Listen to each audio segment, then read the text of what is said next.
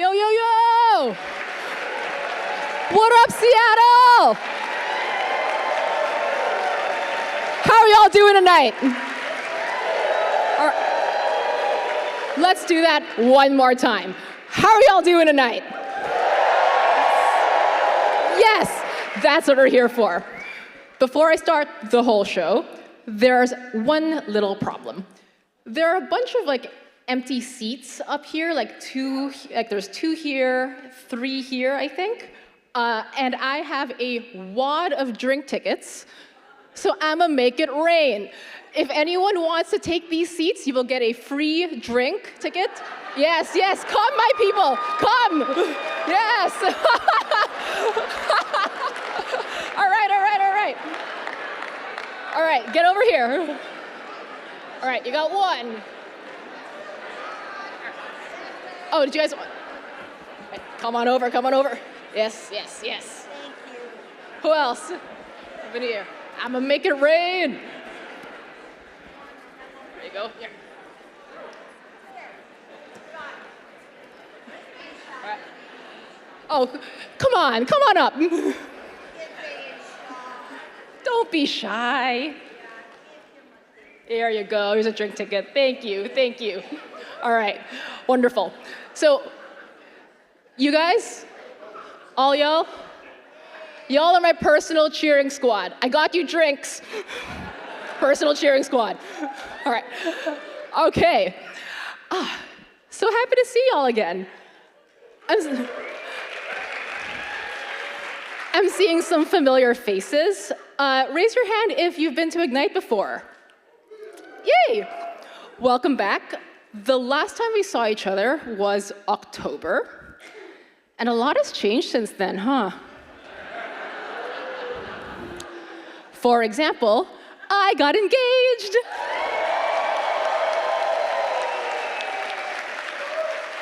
Thank you, thank you, thank you. I am looking for every opportunity to show this thing off. I'm walking around like this, right? I'm on my Zoom calls like this. I'm waving to people like this. I could talk about it for the next 2 hours, but I'll spare you, because we have some newcomers to welcome. Clap if this is your first time at Ignite. Congratulations. Congratulations, you made it. We've been doing the show for 20 years. Where have you been? No, for real, I'm super happy you're here, because you have discovered a Seattle cultural institution. You see, there are Ignite events just like this one all over the world, but it all started here in Seattle. We're kind of a big deal. So, Ignite on the outside looks like any other public speaking event you've been to. But there are a couple of differences that make us unique. I'm Maurice, I'm the host of the show, and my job is to tell you how we do things around here, so that you can join in on the fun. I prepared a little presentation for you to get you up to speed. So let's begin. Ignite is an open submission public speaking event. What that means is that anyone can submit a talk about anything. For this event, we got 60 submissions, and we chose the 11 most interesting talks from a wide variety of topics. So today, you're going to hear the confessions of a small-town barber. You're going to learn how to finally take care of your orchids. You're going to learn what one man went through to uncurse his family's heirloom jewelry. One of the talks tonight is going to tell you the objectively correct way to do the dishes. So, clap if you have ever had this argument with anyone. Clap if that person is or was your partner. I'm so glad you're here. We have a special for you, marital bliss. You will never have to argue about the dishes ever again. You're welcome. Another thing that makes us unique is our format. Ignite talks are strictly 5 minutes long.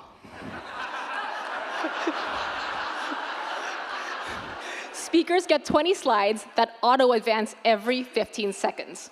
It is so hard to do. This is me giving my first Ignite talk. I had never been on stage before, not ever, and I was freaking out. But this crowd has a reputation of being infectiously supportive. So when you saw me freaking out and stumbling, you guys cheered me on, and you helped me find my voice. And today, I just feel so much more confident on stage, thanks to you. Yeah, thanks, man. And that was the night that I realized that Ignite really isn't just an event. Ignite's a community. Ignite's a community of open-minded people who showed up on a Thursday night, not because you want to judge or critique someone else's ideas. Nah, not here. You're here because you genuinely want to know what it's like to be in someone else's shoes. So when someone gets up here on stage and tells their story, we cheer them on. Isn't that right, Ignite? Isn't that right? So when I introduce one of our 11 amazing speakers, what do? That's right. We cheer them on. It takes guts to get up here. But what if something goes terribly wrong? What do? That's right. We cheer even harder. Let's keep up the energy, guys. Good job. If you had friends who wanted to join us tonight but unfortunately couldn't make it in person, send them a link to our live stream at igniteseattle.com/live so they too can experience marital bliss. Tonight's show is divided into 2 parts. We're going to start with the first 6 talks, then we're going to take a little break for an intermission, there'll be some activities, and then we're going to come right back for the last 5 talks. The show will end, but the party doesn't stop, because you should come to the after party. It is literally downstairs. So easy to get to. The Ignite Seattle clerics have set up a force field to ward off the effects of the Seattle freeze. And yo, that force field works, all right? I met my partner at the Ignite after party. That is unheard of these days. Because at Ignite, talking to strangers is normal. Let's give a round of applause to the volunteers who put on this show. You guys. No one's getting paid. It's a labor of love. Also, we want to give a shout out to our sponsors, Geocaching HQ. They're a company based in Fremont with an app called Adventure Lab, which is a great way to explore the world using outdoor scavenger hunts. It's super fun, super family friendly, and super free. You should check it out. All right, that's my talk. You get Ignite now. Who's ready for some talks? Are you ready? Awesome. Our first speaker of the night is Nick, and he's gonna tell you, for the last time, how to take care of your orchids. Everyone, let's welcome Nick.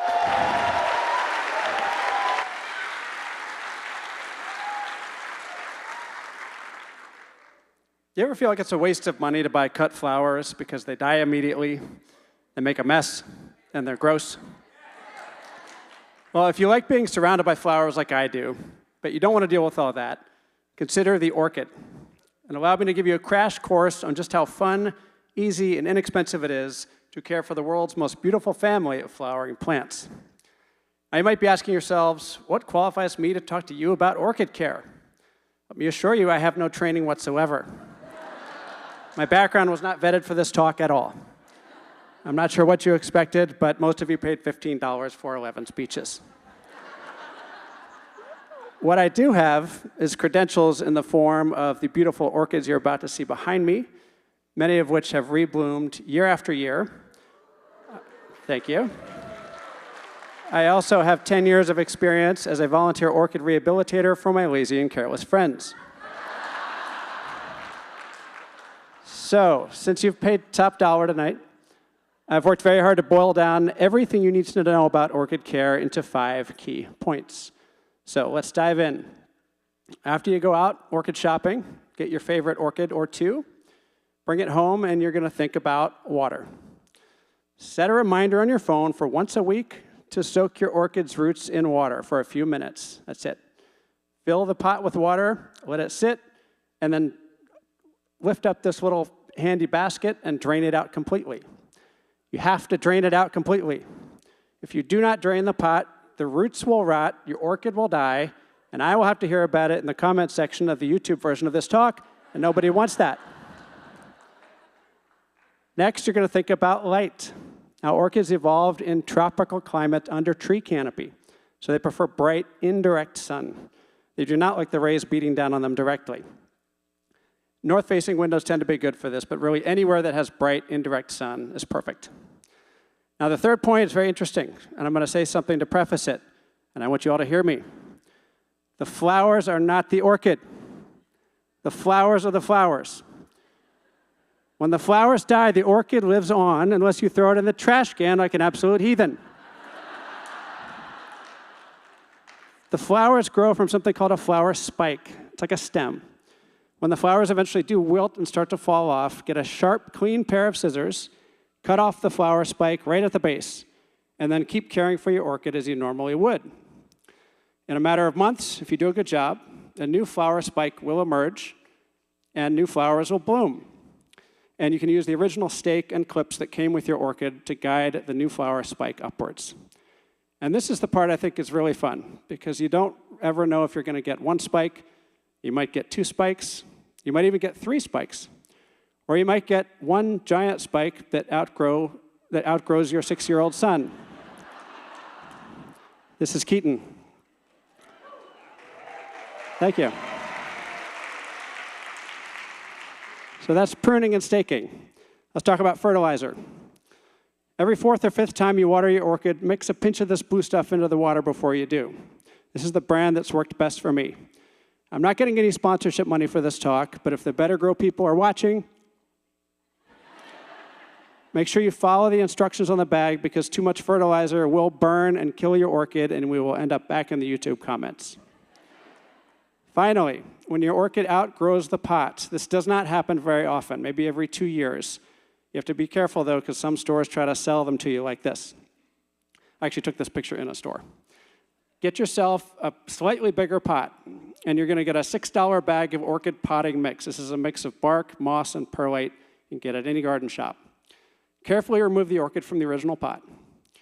Brush off the old potting mix, and then place it into the new pot while you're pouring the potting mix in, and stuff the potting mix around it. Pack it in there nice and tight. That's everything you need to know about orchid care, everything, to surround yourselves with beautiful flowers all year round without much time, effort, or expense. So I want to congratulate you for graduating from the Nick Byard School of Orchid Care. Thank you. Go forth, wield your awesome new powers wisely. If you decide after this that orchids just aren't for you, then I don't understand you or your life or your choices. But I do hope that you go out and try to find something that brings you as much joy and excitement as these crazy plants, for some reason, bring to me. Thank you.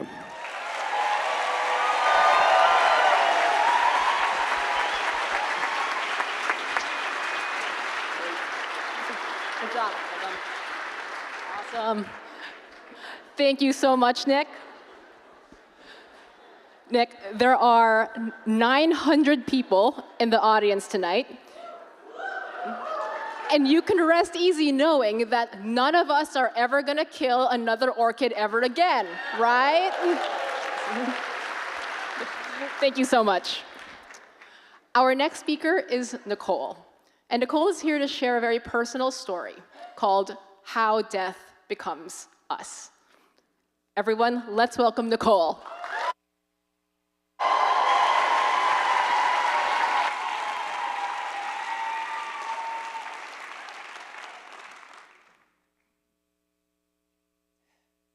In June of 2019, a week after graduating college, my oldest son, Jackson, left my house to go the short distance to his dad's. It was a beautiful day. Less than an hour after he left, I got a phone call. It was a social worker from Harborview Medical Center. Less than 10 minutes after leaving my house, on the same road where we lived, he'd been in an accident. And just like that, he was gone. Fuck, right? It is, as I'd imagine any parent in here is thinking, unimaginable, heart-shattering. It is the kind of loss that irrevocably changes you, and no part of your world is ever the same. In the aftermath, my world got really small. I couldn't go to Sounders games. I couldn't go to the grocery store. I couldn't walk around the block most days. My whole body hurt. I couldn't think. I couldn't sleep, partially because of the fresh hell of awakening and remembering again. I didn't know if I could survive it, and I really didn't want to. But I wasn't just Jackson's mom. I'm also Isley's mom. And Isley lost his only sibling, his older brother, who tattooed my brother's keeper on his leg. They were each other's person. So while I didn't know if I could survive it or how, I also knew that not surviving was not an option. At some point, I got introduced to a thing called the grief jars, a visual metaphor created in the 1970s. And it really helped me understand that even though our culture thinks with time we're going to get over our loss, that's not true. Profound loss stays with us. I'm never going to miss him less. What I came to understand was that in order to move forward and really live, I had to figure out how to expand my jar, how to create more capacity so I could move forward with the loss. Francis Weller talks about grief as being something that's feral, something that's alive and wild and untamed within us. It demands our attention. I learned that in order to increase my jar, I needed to engage with my grief. I had to feel it. I had to move the energy out of my body. I had to let it be witnessed by others. And I had to welcome it when it showed up. This is not an easy proposition. Resisting it is so enticing and necessary still on days. Smoking pot, drinking, overeating, binge watching, sleeping too much, sex, these are all ways that we can lighten the weight, distract ourselves for a moment, but they don't expand the jar.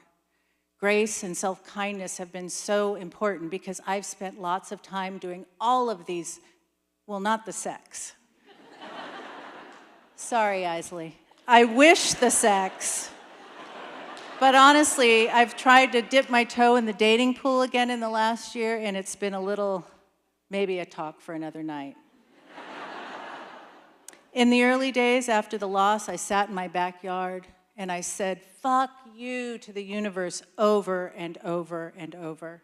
I got Bill and Mia, mutual rescue pets, who demanded I get up every day.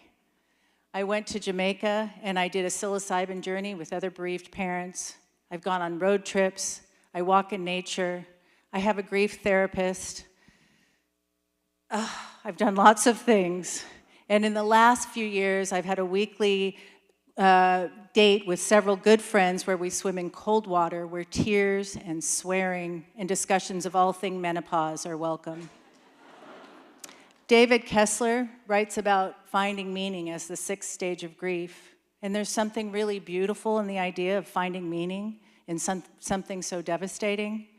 In the last few years, in addition, I've done several things. I've become a grief doula, a death doula, a grief educator. I've trained legally as a psilocybin facilitator in the state of Oregon. And I've listened to this thing inside me calling me to something new. After over 2 decades as a consultant in quality improvement in healthcare, I quit. Healthcare is sorted anyway, right? We've got that. And I opened a practice as a grief doula to walk with others as they walk their journey of grief, whatever their loss, and also to support them in finding ways to expand their jar. When Jackson was born, I became something new. I became mom. When Jackson died, and living with the loss of him, I've become something new again. Thank you.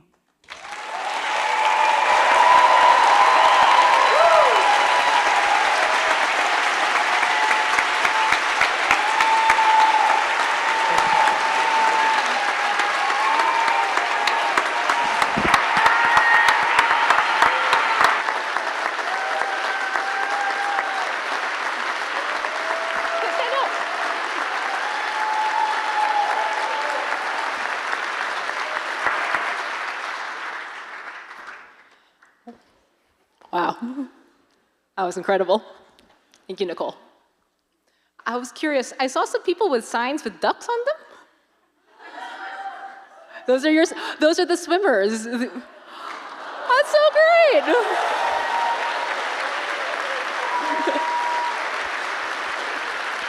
That's really cool. All right. Thank you so much, Nicole. All right. Our next talk is about kombucha. Who here likes kombucha? I like kombucha too. I'm team kombucha. And I like how it tastes. I love the health benefits. But it turns out kombucha can heal more than just your gut. Elzani's here to tell us more about that. Everyone, let's welcome Elzani.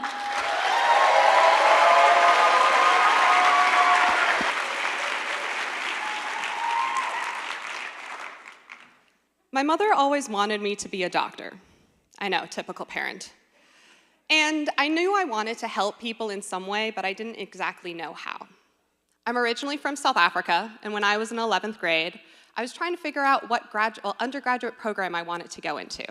And there was this 3-year-old named Pippi who sustained severe burns over a significant portion of her body. And unfortunately, she was in a medically induced coma for 6 months. Her family ended up reaching out to a company in Boston who grew and flew skin grafts to her all the way to South Africa. And I remember thinking, if South Africa, the medical hub for a large portion of Africa, didn't have any treatment options for our own patients like Pippi, what were we doing? So I decided I wanted to go into biomedical engineering. But unfortunately, it wasn't an undergraduate degree in South Africa at the time, so I moved to the US. As I've moved into my graduate career, I joined the lab of Dr. Coburn at Worcester Polytechnic Institute in Massachusetts. Now, Dr. Coburn was a very tenacious young investigator who loved any and all biomaterials. And one day, she brought a jar of kombucha to me from her kitchen and said, "Elzani, I made my SCOBY transparent, and this is your thesis project now." At the time, I had only tried kombucha once, and I don't like it. And I had no idea what a SCOBY was. But I learned that kombucha is fermented sweet tea, and the bacteria in kombucha makes this jelly-like material at the top called a SCOBY. Okay, so my advisor made a transparent SCOBY. Why is this important enough that it could possibly be my thesis? Well, it turns out the SCOBY is made out of a material called bacterial-derived cellulose, and it is an amazing biomaterial.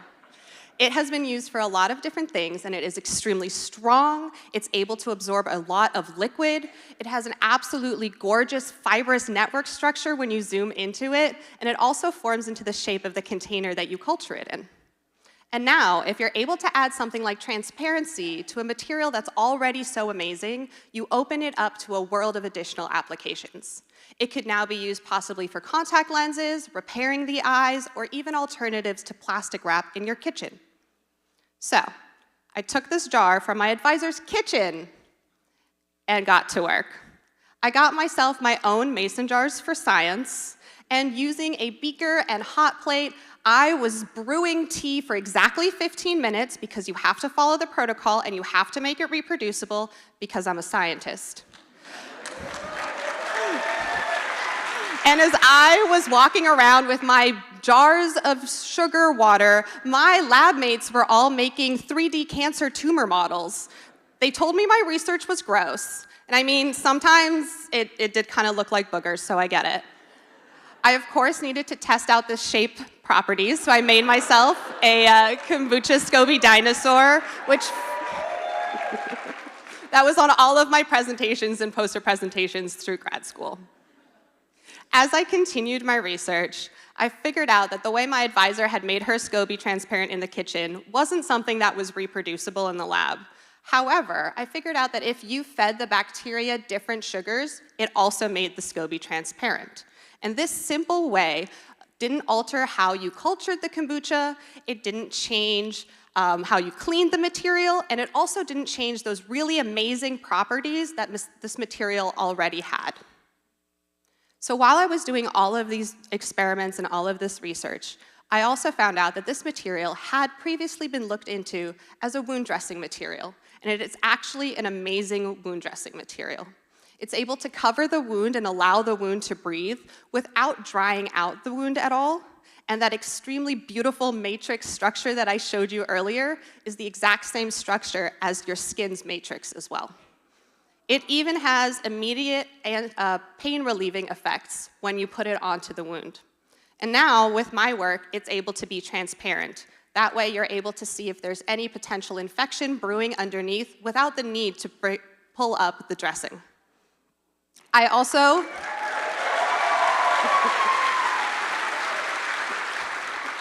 added an antibacterial surface, which happens to glow under certain wavelengths of light.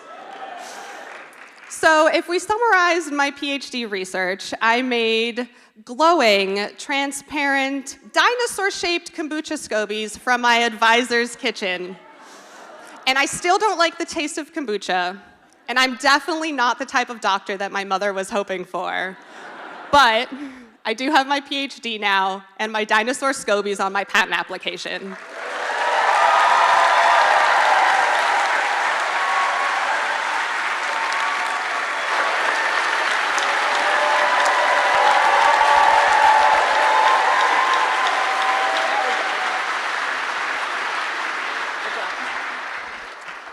Thank you, Alsani.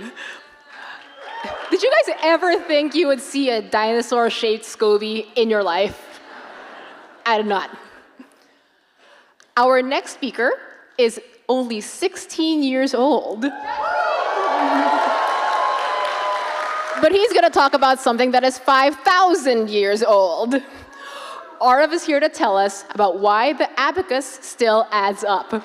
Everyone, let's welcome Arav.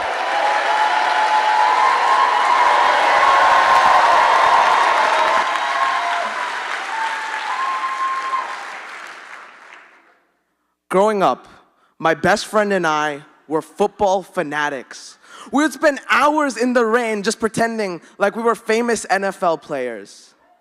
But one day, it got so bitterly cold that even the ball started to shiver on our fingertips. So we headed inside. As I was sitting on the couch, however, I heard a faint clicking noise in the background. I thought it was video games.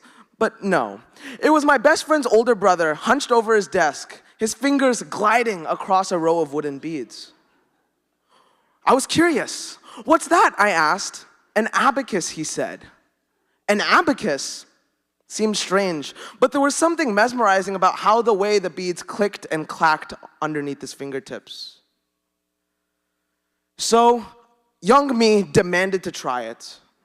When I did, however, I failed. It made no sense. How does this equal math? But when he explained it to me, it started to make more sense. The abacus isn't just math, but it's a way of thinking. And this is how my initial curiosity stemmed into my passion today. The abacus isn't just a tool that I use for math. No, it changed the way I learn. So right after my initial encounter, I go rushing straight to my mom. I tell her all about this new thing, and the next thing I know, I'm in abacus school. I learned the basics, like how the beads interact with each other, so that I could calculate simple sums. But with anything, the more you practice, the more you progress. I revolutionized my thinking for multiplication and division, and with even more practice, I was able to calculate arithmetic sequences of over 18 digits of length.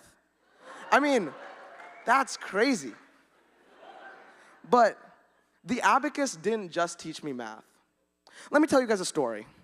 One day, I was sitting on the piano, and I was practicing a particularly difficult piece. And I just couldn't get it right. I spent hours trying, but I felt so frustrated, I was tempted to slam the keys and walk away. But then I thought to myself, what would the abacus do? That's when I broke things down step by step. And when I played it properly, I figured it out. The abacus is my mindset. It helps me solve problems by, just like the abacus, breaking things down and approaching things systematically. Now, fast forward to the present. Our world is full of artificial intelligence and self-driving cars, but me, well, you'll still see me clicking and clacking away at my old ancient tool.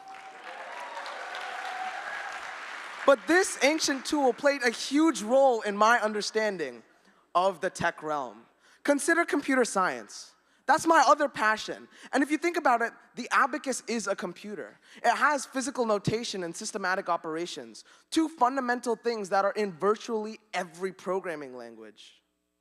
This helped me feel a more intimate connection with the field. Helped me understand, even when I process a tricky algorithm or see some nuanced code, I could break things down. And even me, standing here today, I'm talking to one of the most supportive audiences about my passion of moving things systematically around a row of beads. I mean, that's crazy to think about. Yet, the abacus got me here. It taught me how to stay calm, cool, and collected, and just go with the flow. I mean, it's insane how much of an impact the abacus has had on my life. Impact. What impact does the abacus have on our world? Well, the abacus is a simple thing, but simple things can be powerful. I mean, we're surrounded in a world full of flashy gadgets and cool apps. I mean, I was disheartened when TikTok was banned.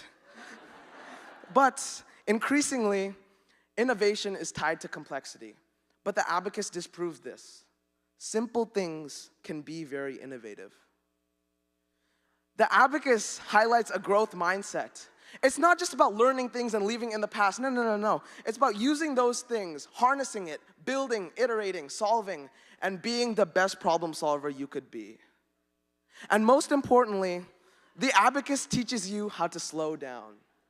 In a world full of instant information, the abacus helps you understand the why behind answers and not just the what. So, Ignite audience, I leave you with this. What's your abacus? What tool do you use in your life to solve problems? Because often, the most simplest things have the most power. And in my life, this is why the abacus still adds up. Thank you very much.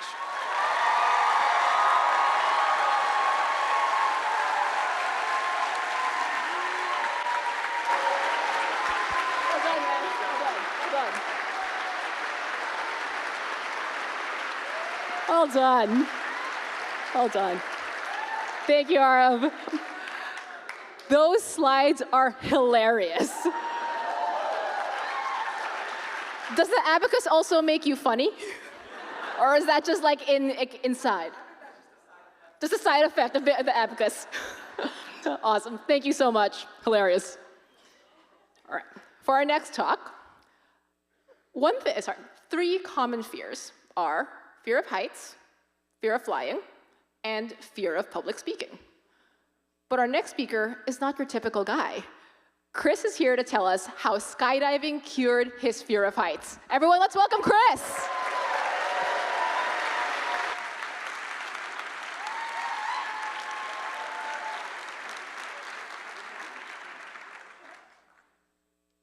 I'm 7 years old, and I'm pedaling my bicycle as fast as I can down the street, chasing the Goodyear blimp, which is flying over my head, and dreaming of someday becoming a pilot and flying. But I also have an intense fear of heights. I struggle to climb a tree or jump off of a diving board. And so ultimately, I put my dreams of flying aside. Years later, I'm watching a TV show about skydiving, and I'm mesmerized. I'm shaking, half from fear and half from adrenaline. When the show is over, I called the local skydiving center. My heart is racing as I arrive. My hands shake as I climb into the plane. I hear the roar of the engine, and I see the ground falling away. Could I do this? Was it too late to back out? I catch my breath as the door opens and cold air hits my face. I watch in horror as people start to jump from the plane, and I know that my turn is coming up.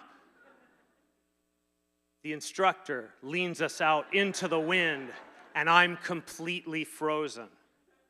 We tumble out of the plane, and I yell, "Oh shit!" I'm staring straight at the ground, my mouth wide open, and I'm not breathing.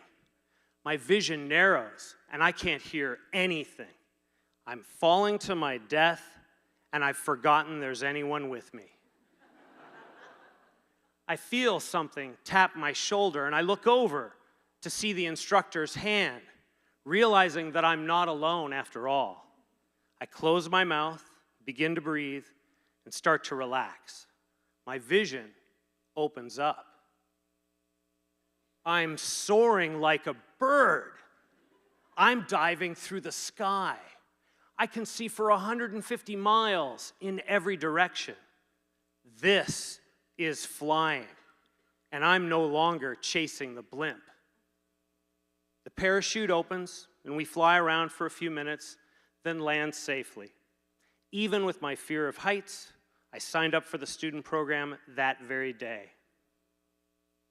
It's jump number 7, and the first time that I have to dive out of the plane, face down, looking at the ground. I'm standing in the door, looking out, and I can't let go. Jump, the instructor says, but I'm not going anywhere. I slowly lean out and feel the wind against my face. Jump, she yells again, but I'm glued to the plane.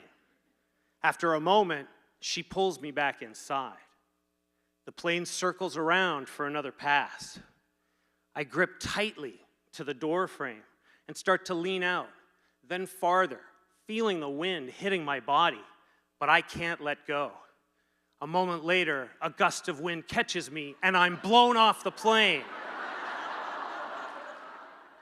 But don't worry, I opened my parachute, landed safely, and I kept jumping. Most skydivers I know overcome their fears quickly. Not me. I had butterflies until jump number 80. Of course, after 400 jumps, I was excited to get out of the plane. After a year of skydiving, I was watching a video about free fall gymnastics, and I was in love. I reached out to some competitors to see what it would take to get involved. There were some obstacles, and not just in skydiving, but I was totally committed. I took ballet lessons 3 nights a week and even performed in the Nutcracker. I quit my job, sold my house, moved to Arizona, jumped 5 days a week, 12 times a day, and was in the gym every day. After a year, I qualified for Team USA, making 5,000 skydives all around the world. My relationship with my fear of heights has changed. I still get the occasional twinge, but it's gone quickly. Now, I'm that guy that stands on the edge of the cliff, forgetting I don't have a parachute on my back. Facing your fear is the only way to overcome it. Doesn't matter if it's 1 jump or 80. You can't get there if you don't take that first step.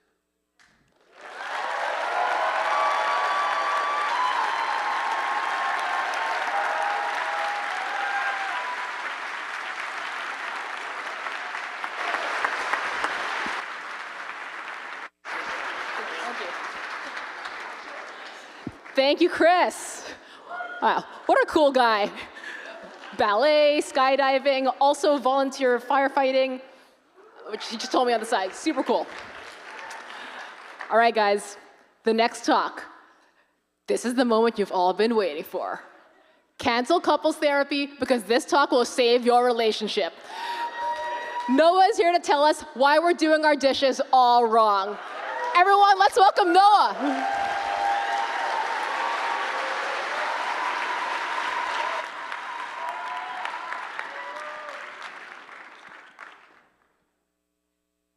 All right.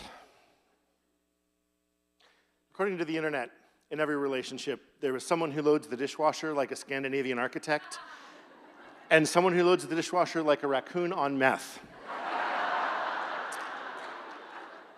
You may or may not see yourself or your relationship in this conversation.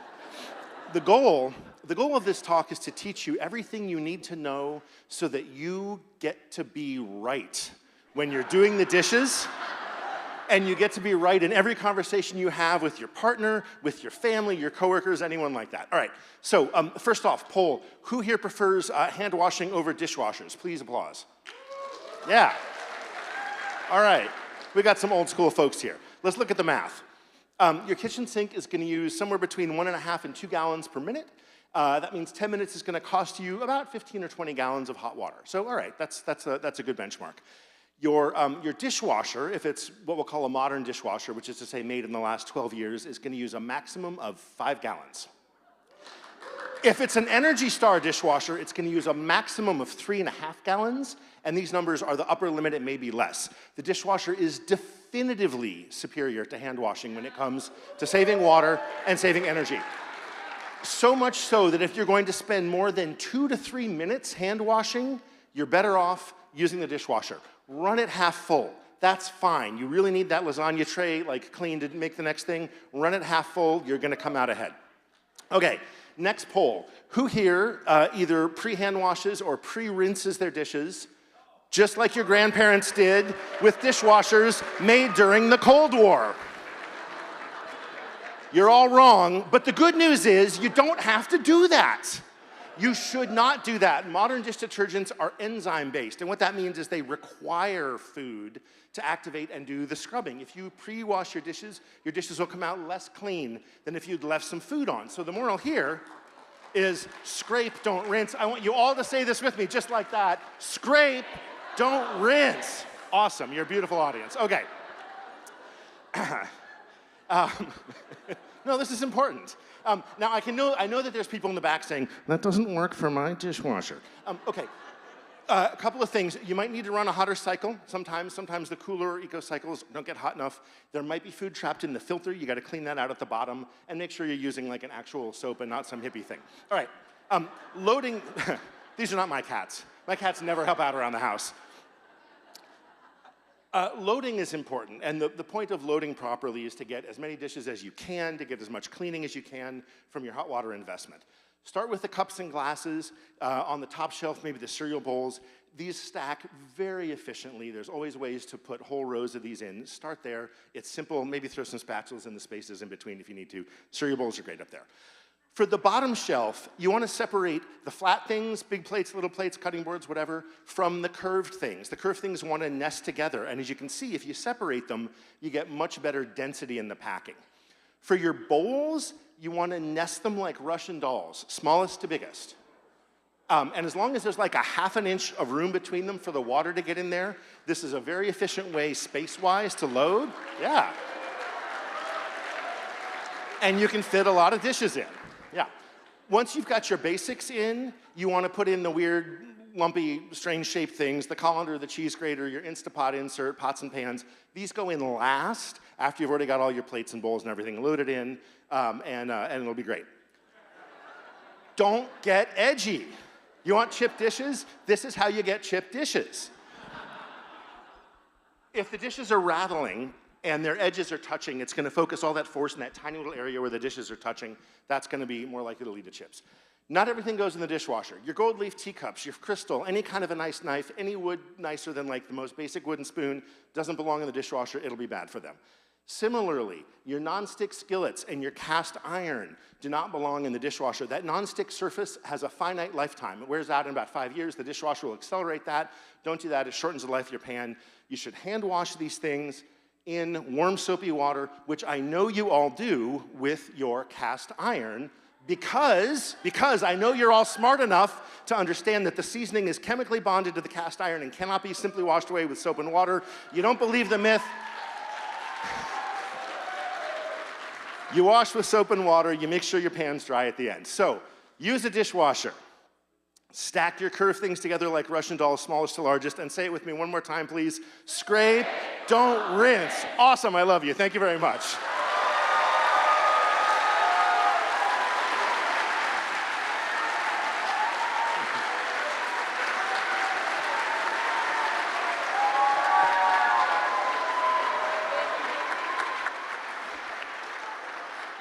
Amazing.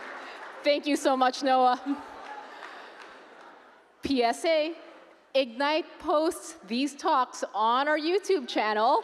1 week after the talk. So if at any point you have an argument about how to do the dishes, you can just link the person to this quick 5-minute talk. So you can be right all the time.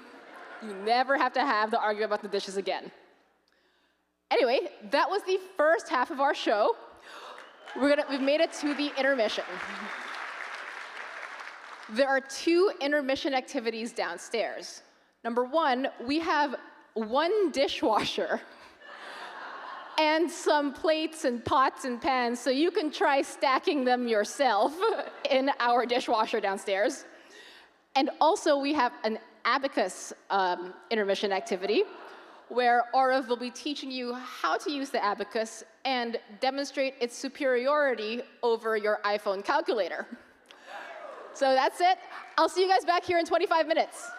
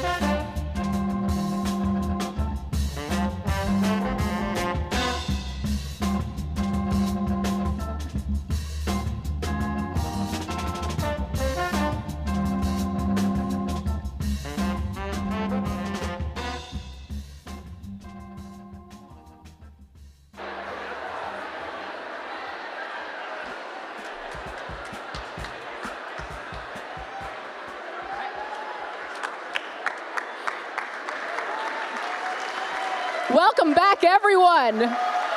Welcome. Who did the dishwasher thing? How was it? Did you stack Russian doll style? Right. And who did the abacus activity? Yeah. How was it? Good, fantastic, excellent. Before I introduce our next speakers, we have a couple of announcements. Number one, speaker contact info. If you find yourself wanting to get in contact with any of the speakers, please get in contact with them here. They have dropped their contact information. So I'll give you a moment to take a photo of the QR code.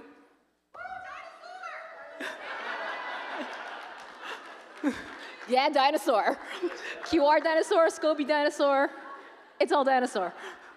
All right, the second one is submit a talk.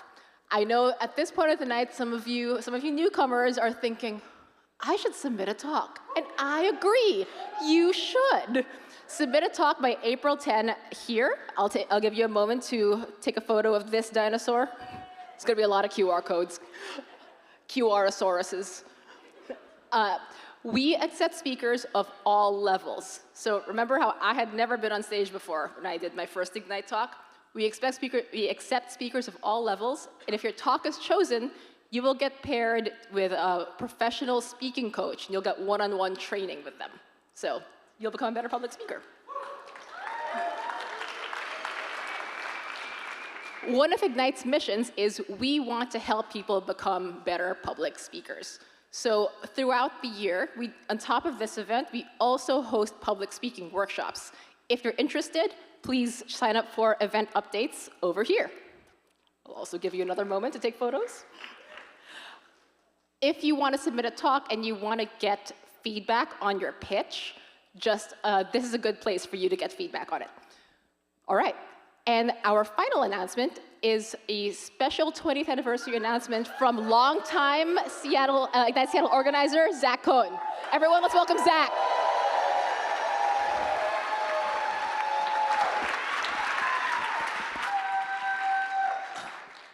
"15 years ago, I was new to Seattle. I didn't really know anybody, but I did know there's this cool event coming up called Ignite Seattle. So I emailed the organizers and I said, hey, I'm new to town. I'd love to come help out. I'll do kind of anything you want me to do. They never responded. I emailed them again. I'm like, hey, I'm new to town. I really want to help out. I'm hoping maybe you can introduce me to some people in the audience to help me, get to know some people in Seattle. They still never responded. So I just showed up.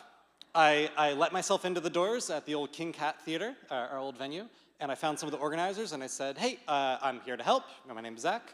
And they were very confused about who I was and why I was there. But they were also very nice, and they found some jobs for me to do, and they kind of sent me on my way. 15 years later, none of those people are involved anymore, and I am the most tenured organizer at Ignite.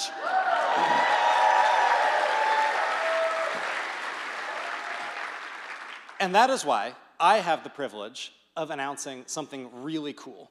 You see, this is Ignite Seattle 47. We have 3 events a year. That means next winter will be Ignite Seattle 50. And not only that, but as Maurice pointed out on her slides, it will also be our 20-year anniversary. Thank you, thank you. So we decided for this double milestone event that we wanted to do something really special. We wanted to pull out all the stops. We wanted to throw an event that no one would ever forget. So we rented out Benaroya Hall, home of the Seattle Symphony. This is an incredible venue. There's multiple stories of balconies. It's a huge audience. It's a beautiful venue. We love Town Hall. We're happy to come back here, excited to come back here. But for this event, we want to do something really special. So that's what we're going to do. We're going to throw the best Ignite event that has ever been thrown anywhere on the planet for this double milestone event.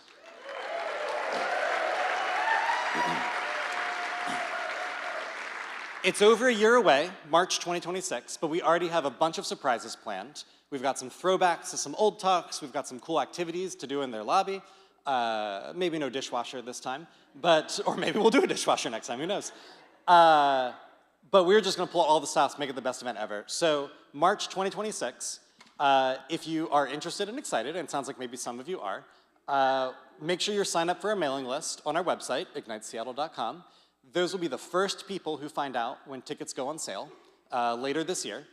And yeah, we're really excited to see you all there.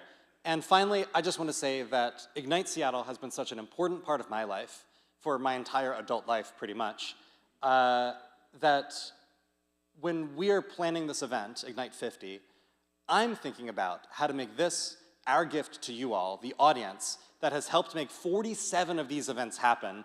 And if you all will be with us, hopefully we'll get all the way to 50. So I'm really excited. I hope you all are really excited. Sign up for the mailing list. Buy your tickets when they go on sale. Invite your friends, invite your neighbors, invite your coworkers, and help us make just this the best event that Ignite has ever thrown. So thank you, and we'll see you at Benaroya Hall. Thank you. All right, thank you so much, Zach. Ignite 50. Exciting. All right, kicking off our second half is a filmmaker and a journalist. And Michael's here to tell us about a student named Afua who told him that she had nothing to write about. What's that about? Let's find out. Everyone, let's welcome Michael.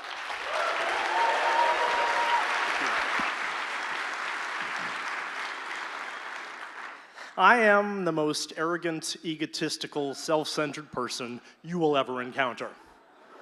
It's not a bad thing. For 30 years, I've been writing about my own life. It's me, me, me. I'm an Aries, and I love it. There's a few here, good. Now, I've written about eating all organic for a year, or trying to date in this fine town, doing CrossFit without killing myself, and turning the age of 50, seeing if I had any years left. When my stepkids started at West Seattle High School, I thought I could use my arrogance to help others. And so I volunteered to help seniors write their college entrance exams, their essays.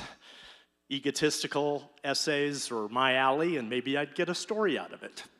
You know what the question is. If you could have dinner with anyone in history, who would it be? If there was something negative that happened to you, turn it into a positive. Who are your heroes? Who are you? They're ego stories, and it's all about me. I'd love it.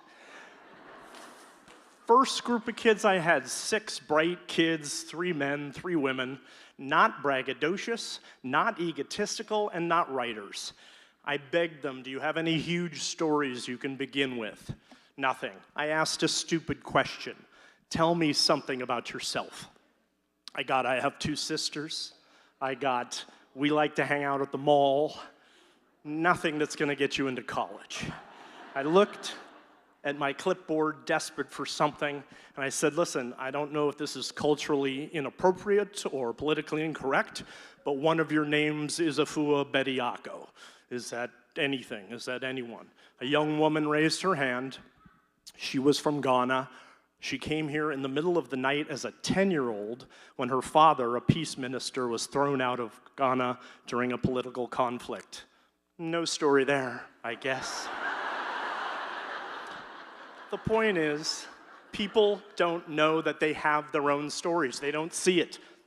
Helping a developmentally disabled brother or sister, or gardening with their grandparents, telling great stories. It's incredible. The key is asking the right questions. If you say, how was your day? Nothing. If you say, tell me something about you that most people don't know, you'll get into some passion and some curiosity and some threads. Or you just listen to a kid. There was a kid, he didn't do intramurals, he didn't volunteer, he wasn't in sports, but he hated the rain. This kid hated it, hated being here. He complained about the mildew on the window, about the moss lawn, about everything his carpet had mold. That's the story, man. This kid was scientific. He was like a meteorologist. And he wrote about the rain, and he got into Arizona State University.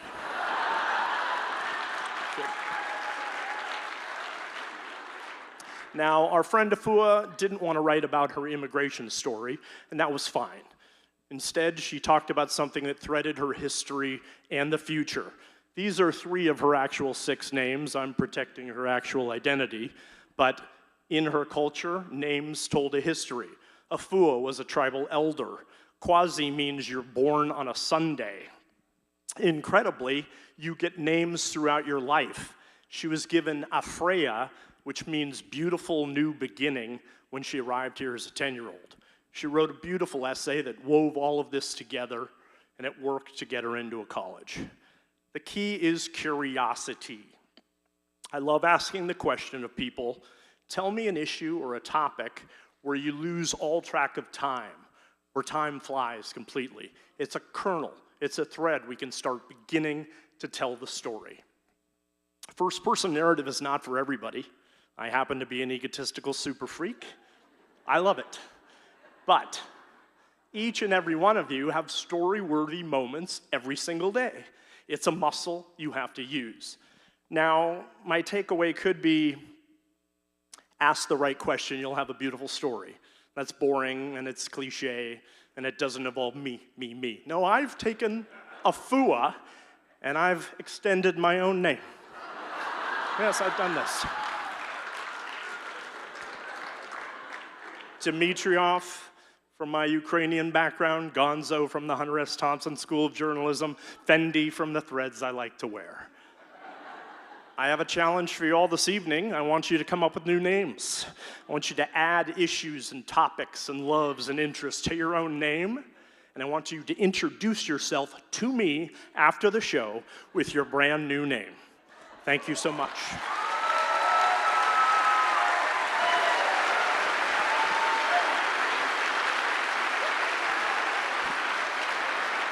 Thank you, Michael Fendi.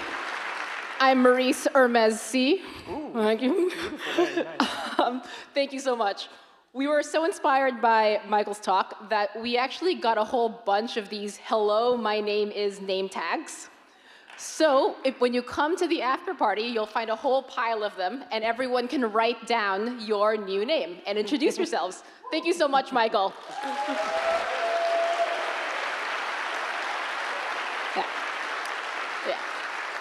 Use the name tags, write down your new names, and it'll be a great way to make connections. Speaking of connections, that's exactly what our next talk is about. Our next speaker is Elise, and her talk is titled, Sip Happens, Connection Without Alcohol. Everyone, let's welcome Elise.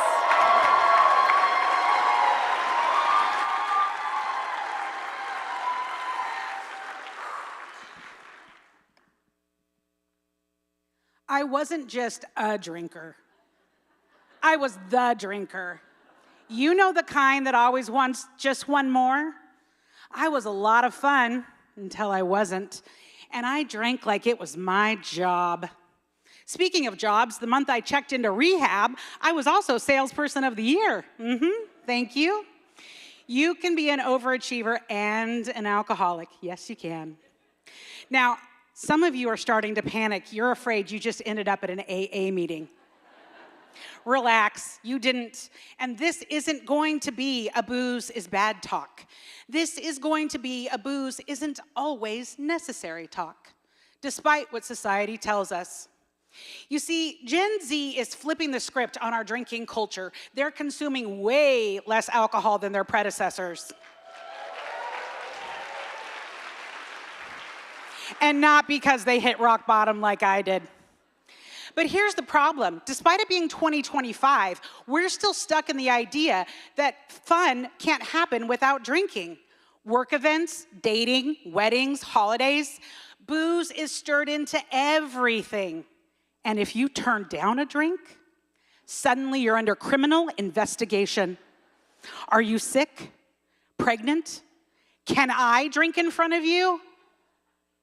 Yes, you can drink in front of me. Listen, I'm just trying to wake up tomorrow in my own bed without any regrets.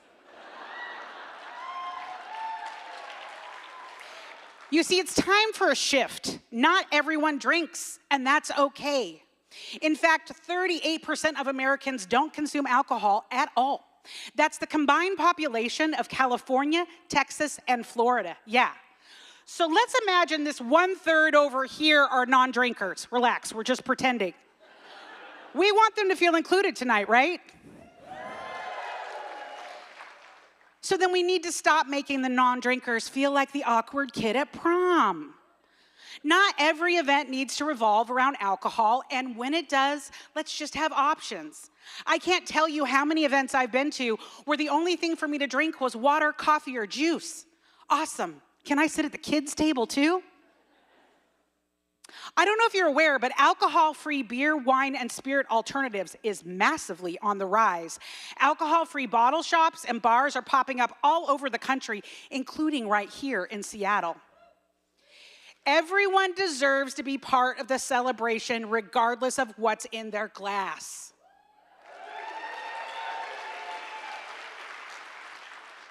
Connection doesn't come from what's in your glass. It never did. It comes from what's in the conversation. Some of the best, most meaningful relationships I've made in the last 19 years didn't require a single drop of alcohol. We bonded over shared experiences, pop culture, my many embarrassing moments. The key to connection? Time. Just give it time.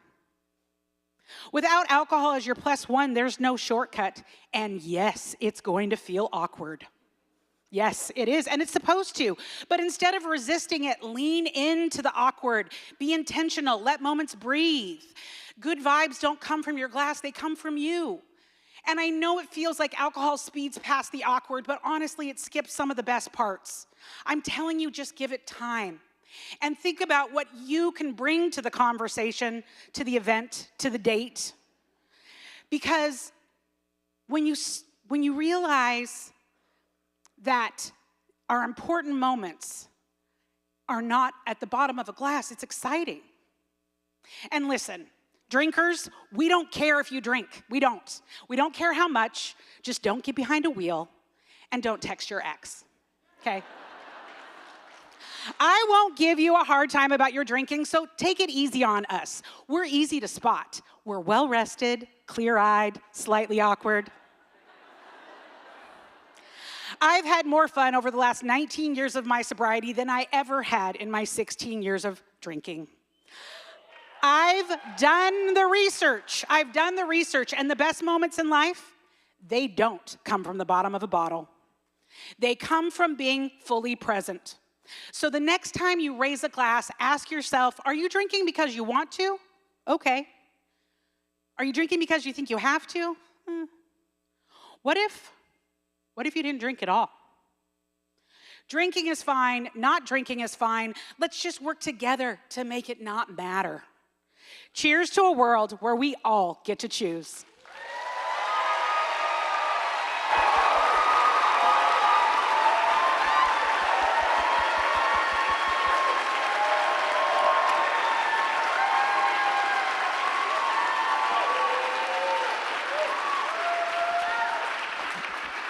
Thank you so much. Thank you, Elise. So, fun fact, I also, a couple years ago, tried to stop drinking, and I barely do now. And the thing that helped me stop drinking as much was kombucha. It can feel like beer. It's all connected. Earlier tonight, we learned that we were wrong about our dishes. Turns out, we're also wrong about AI. Will's gonna tell us more about it. Everyone, let's welcome Will.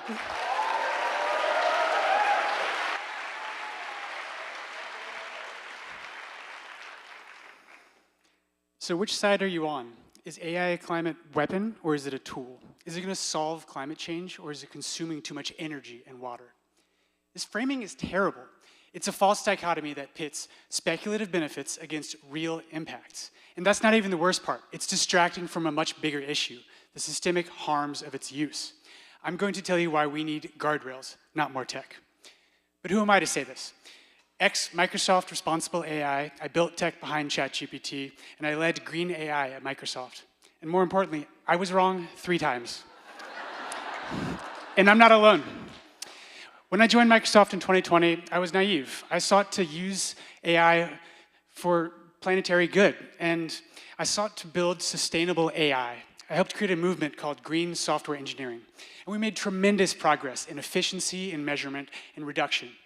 But guess what? Emissions still climbed. You see, here's the paradox. Efficiency leads to more consumption, not less. The same way that we thought steam engine breakthroughs might reduce our coal use, and now our entire society is hooked on fossil fuels. This was my first mistake. I fixated on obvious technical challenges, the direct impacts of AI, but I ignored the systemic harms. Next, I set to use AI for sustainability. I even co-authored Microsoft's white paper, Accelerating Sustainability with AI. But here's what it doesn't tell you. AI for sustainability is mostly speculative. We already have the tools we need to solve climate change. This was my second mistake. I helped create a mythology of AI as a force for good. It's based on magical thinking. It's distracting from the very real harms that are happening today. Next, in my quest for impact, I sought the biggest customers. I began working with fossil fuel companies to try and make them better. Now you're probably wondering, what does big tech have to do with big oil? Well, in the era of cheap and abundant renewable energy, oil companies need to do things like fracking and offshore drilling to stay competitive. And they rely on AI to do this. It helps them analyze and find more oil. So much so that finding and extracting more oil is actually one of the biggest use cases of AI today. And big tech has been throwing big oil a lifeline for years. And big tech has a cognitive dissonance because publicly they have sustainability ambitions. And there's great work happening inside the company. But behind closed doors, leadership is calling this game-changing to make the future of oil and gas brighter than ever. We did the math. We compared the additional emissions from just 2 projects of many against our entire operational footprint. Yes, this includes AI data centers. All of the good we were doing was washed away many times over. So I realized how a tool is used, the harms, matters so much more than what your tool runs on or the good things you might be able to do with it.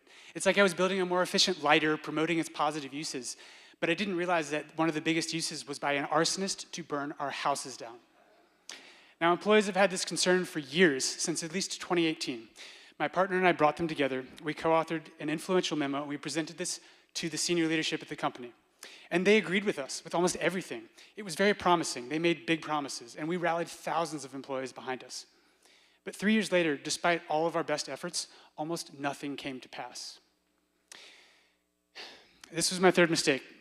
I thought voluntary corporate behavior change might be enough to mitigate the harms of AI, but it never will, because the short-term profit motive will always override your good intention. There's no accountability. There's no transparency.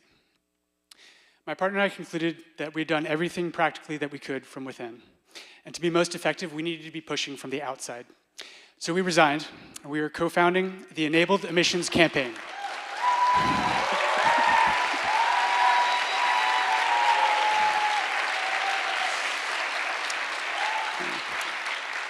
We're building a coalition to advocate for guardrails that truly align technology with climate science. And look, there's a lot going on right now. It's easy to get distracted, just to zoom in, to stay focused on your piece of the puzzle. But when we do that, we don't make policy that aligns with our self-interest. And I was wrong 3 times, and I'm not alone, and I need your help to fix this. Don't fall for the same tricks that I did. Now look, you don't even have to agree with me about climate change, but pick your issue. There's so many to choose from. And then zoom out. Think about how you are being made complicit within a bad system. And start to talk about what guardrails we need to put in place to ensure that these tools build a future we actually want and are not weaponized against us. So please, join me in this act of conscious moral rebellion, because there is eternal beauty in seeking truth and fighting harm despite the risk. It's not enough to simply stand for a solution. That's a Band-Aid. We need to get to the root cause. We must all vehemently fight back against the harms. Thank you.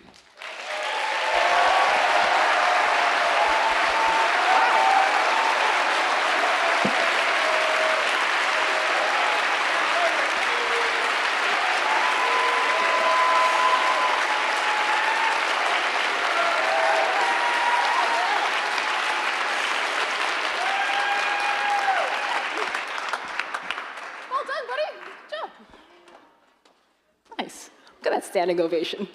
Thank you so much, Will. Our next speaker is Tara. And she's here to tell us the confessions of a small-town barber.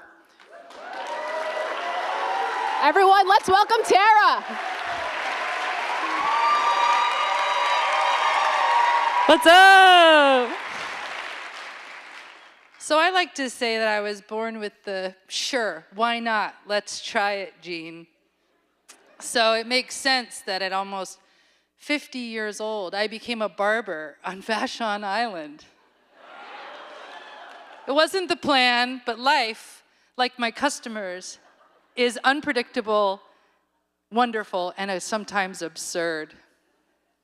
Life handed me a pair of clippers, and I said, sure, why not? It started during COVID lockdown.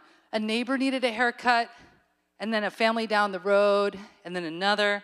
And pretty soon, I found myself behind a chair with a pair of shears and realizing this was about a lot more than hair. There was the expected things. There was trigger finger, chronic back pain, learning to run a business in a small town, and have you ever heard of hair splinters? They're real. Yeah. But then there was everything I never saw coming. You know, my barbershop is not just any barbershop. It's an old delivery truck that I turned into a tiny sanctuary. It started as something really kind of a wreck, and I made it into something special. Just enough space for two people, close, comfortable. Just me, my tools, my chair, and my person.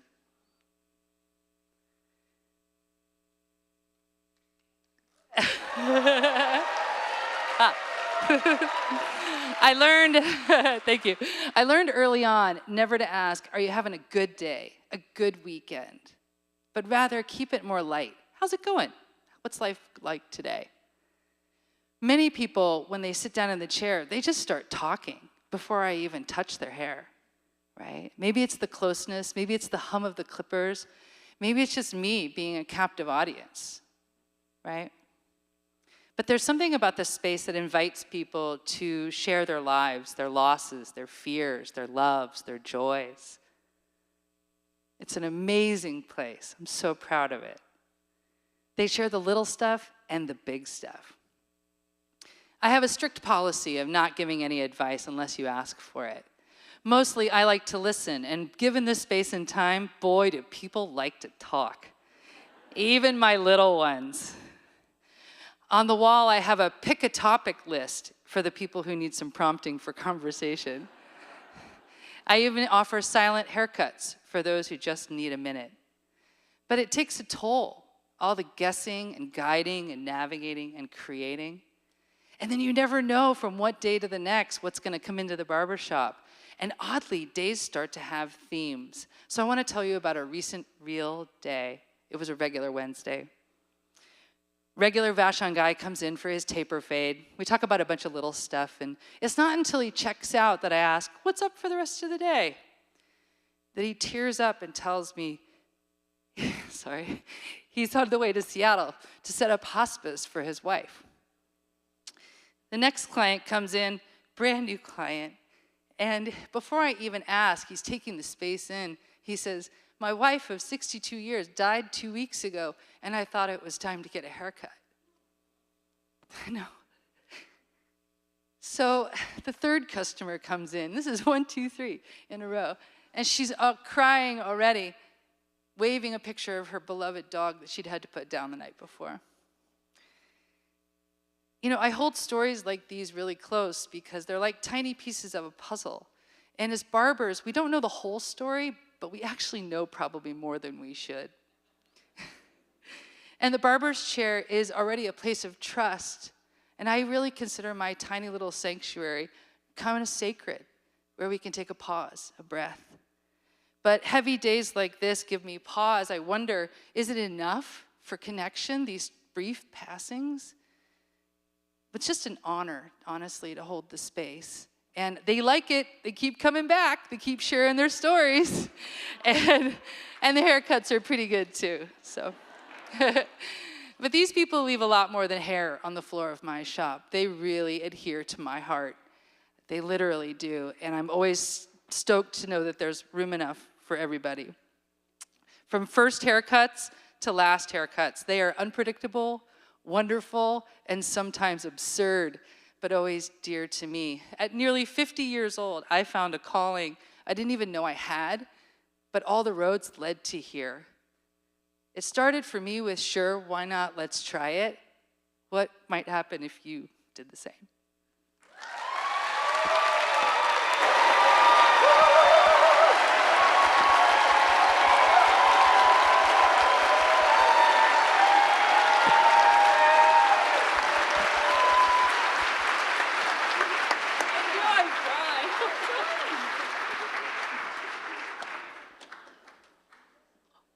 What an incredible story, right? All right. Let's give her one more round of applause. That was great.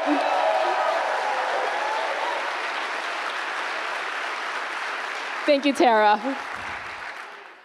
Our last talk of the night is by an Ignite alumni, Josh Jellin. He's here to tell us how not to uncurse a ring. Everyone, let's welcome Josh on stage.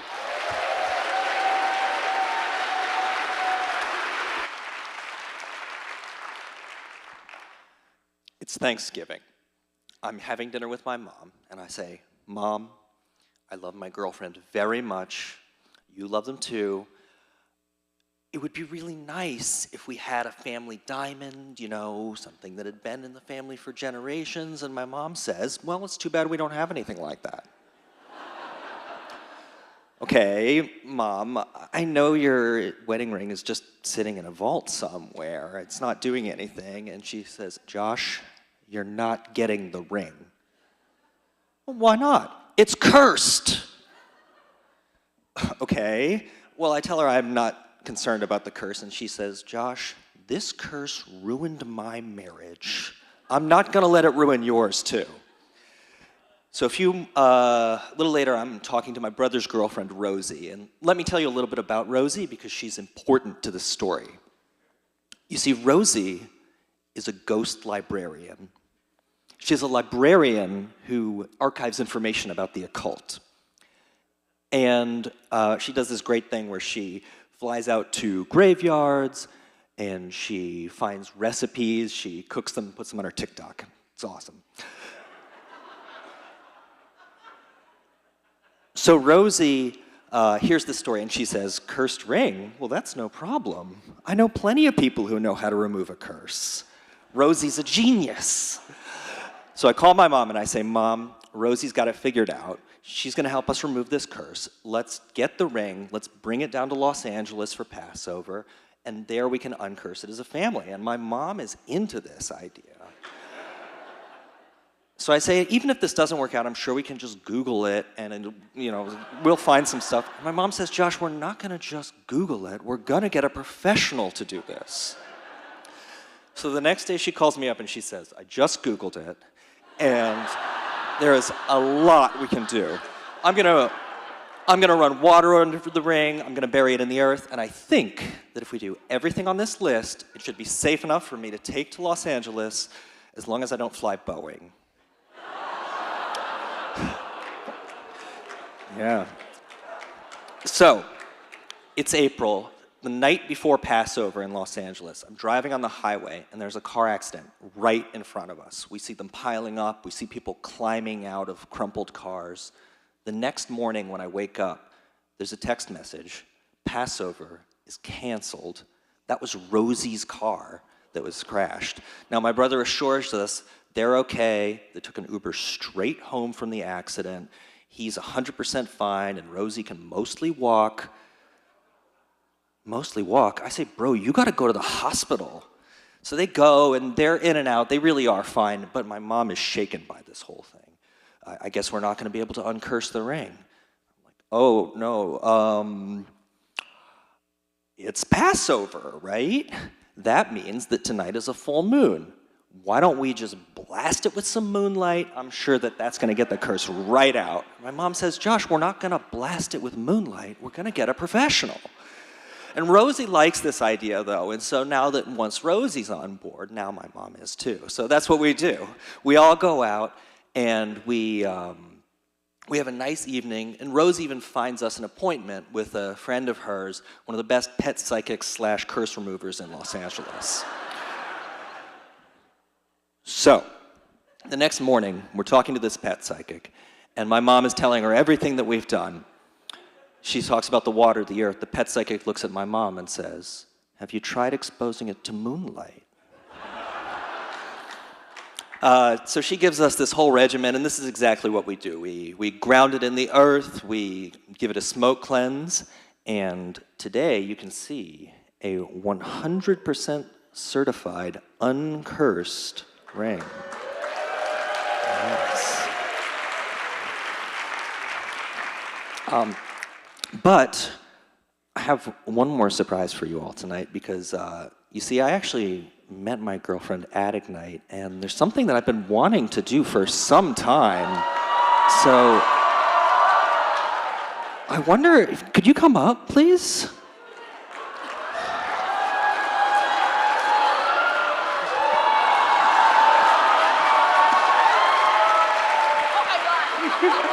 Will you marry me? Yes.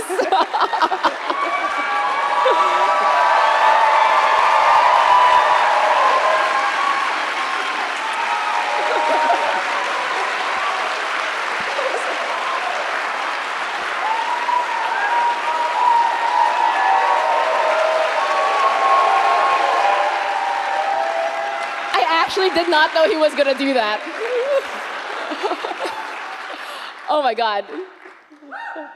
Wow, what a way to end it. Sorry, I'm surprised. We did not rehearse that.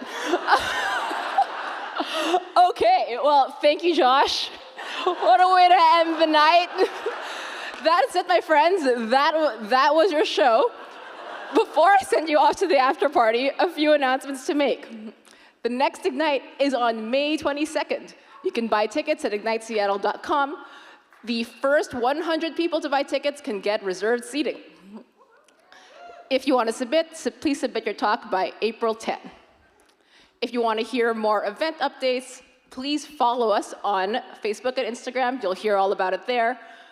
Could you all take a moment, actually, to just follow us, take a photo? We'd love to add you more on social. We're trying to grow that, for the 50th. Awesome. All right. Thank you, everyone. Okay, now, the next thing is the Ignite Community Survey. We want to hear from you. We want to know what we're doing well. We want to know more about demographics. So please, guys, please take a moment to fill out the community survey. It only takes 5 minutes, the length of an Ignite talk. I see still, oh wait, can I go back? I still see some people taking photos. Oh my God, everyone busted out their phones for that. You guys are so great. You're like, yeah, I'll take a survey. Thank you. You guys are swell. Okay, we want to, all the volunteers who put on this show tonight, please stand up. You guys are all incredible. Thank you. Stand up. These guys are amazing. They put on this show. They work so hard on it. So thank you guys. And if you guys love Ignite as much as we do, join the team. There's an official way to join now, not like Zach before where you just have to pop in. There is an actual form now that you can fill out. So please do that, or you can talk to us at the after party. And now, I would like to welcome the speakers back on stage for one final bow.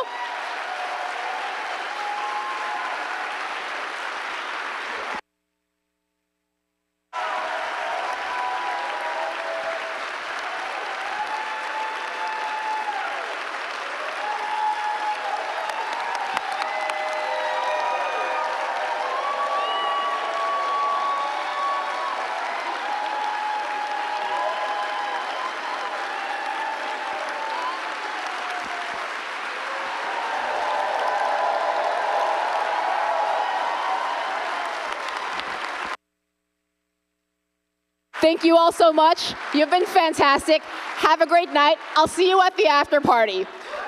To get to the after party, just take either of these stairwells and just take it all the way down. I'll see you there. Thank you so much. You've been great. Have a good night.